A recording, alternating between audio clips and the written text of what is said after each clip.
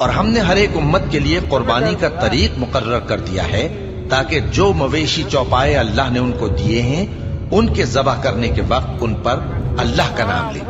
سو تمہارا معبود ایک ہی ہے تو اسی کے فرما بردار ہو جاؤ اور عاجزی کرنے والوں کو خوشخبری سنا دو۔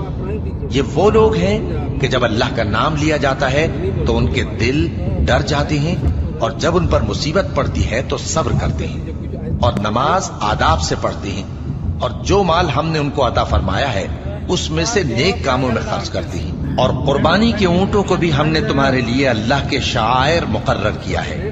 ان میں تمہارے لیے فائدے ہیں، تو قربانی کرنے کے وقت قطار باندھ کر ان پر اللہ کا نام لو، پھر جب پہلو کے بل گر پڑے تو ان میں سے کھاؤ